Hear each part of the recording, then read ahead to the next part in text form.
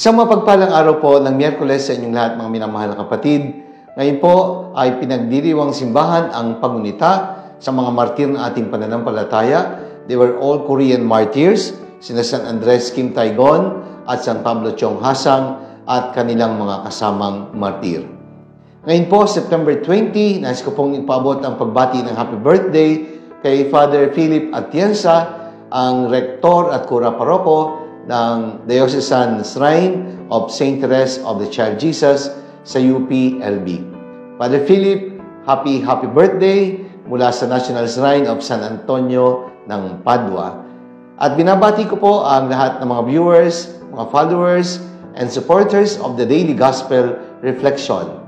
Pagbati din po sa lahat ng mga deboto ni San Antonio ng Padua at siyempre po sa lahat ng mga benefactors namin sa mga tulong po na inyong binibigay upang maitaguyod ang pambansang dambana ni San Antonio ng Padua.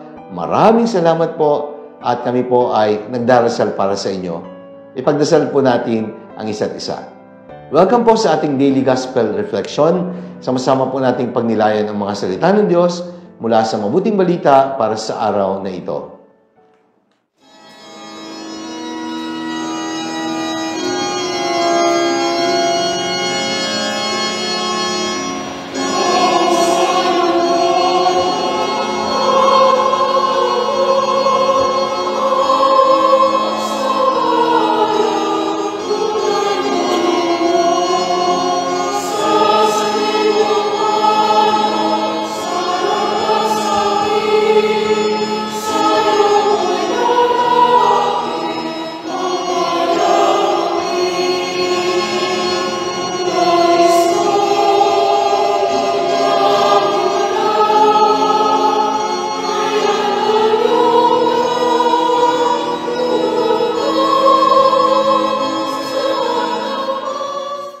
Mga kapatid, sa araw na ito, ating pong pagninilayan ang pagbasa ng Ebanghelyo ayon kay San Lucas.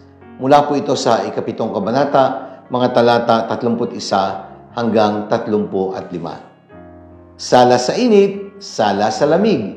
Yan po ang title na binigay ko sa pagninilay na aking pong ibabahagi sa inyo sa araw na ito. Naalala ko po, may isang magulang na lumapit sa akin at nagsabing, "Father, mukhang may problema po ang aking batang anak na lalaki." At ang tanong ko, ano po ang problema ng anak ninyo? Kasi po, Father, parang may kakaiba po sa kanyang mga ikinikilos. Mukhang hindi niya ako lagi naintindihan. Kasi po, kabaligtaran po ang ginagawa niya sa aking mga pinag-uutos o pinagagawa sa kanya. Halimbawa, pag sinabi kong, matulog ka na, hindi po siya matutulog. Gising na gising. At pag sinabi kong, sige, huwag ka nang matulog, magpuyat ka na lang, saka naman po siya matutulog. Pag sinabi ko pong, kumain ka na, hindi po siya kakain. Pero pag sinabi kong, sige, huwag ka nang kumain, mamamatay ka sa gutom, saka naman po siya kakain. Kakaiba. Puro kabaligtaran po ang kanyang ginagawa. Pag sinabi kong, mag-aral ka, hindi po nag-aaral. At kapag sinabi ko naman, sige, huwag ka na lang mag-aral, tumigil ka na lang, saka naman po siya mag-aaral. Kaya ang sabi po niya, mukhang may problema sa anak kong lalaki, Father. Meron po kaya siyang psychological problem or psychiatric problem? Sabi ko naman, baka naman hindi po, baka dala lang ng pagiging bata. Hayaan niyo po muna, obserbahan niyo po. Baka wala naman talagang problema at dala lang ng kakulitan sa pagiging bata.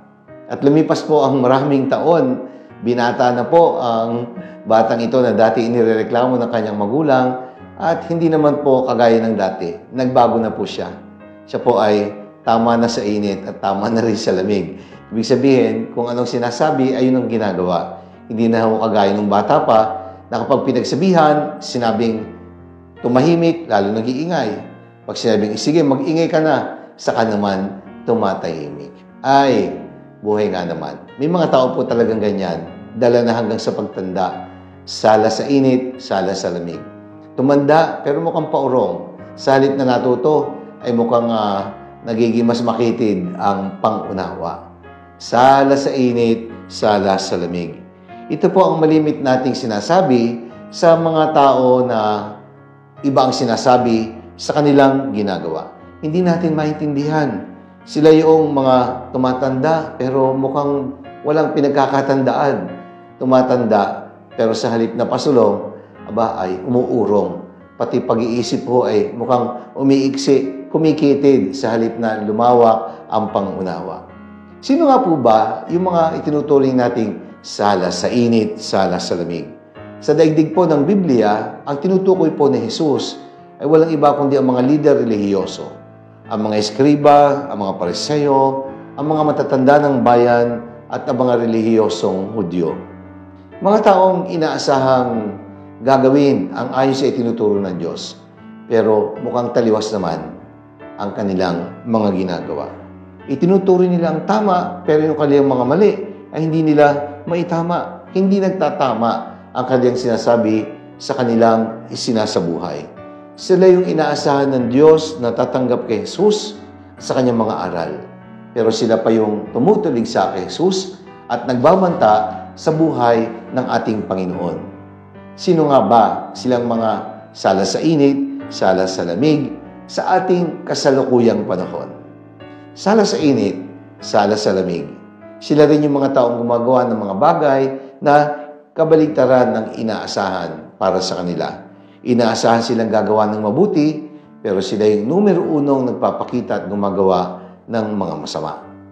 Nangangarap na umunlad at umasenso sa buhay, subalit katamaran naman ang pinapairal. Mga taong gustong maging malapit sa Diyos, pero ni pagsisimba, pagdadasal, ay hindi naman magawa. Para bang carefree, walang pakialam, pero gustong maging malapit sa Diyos.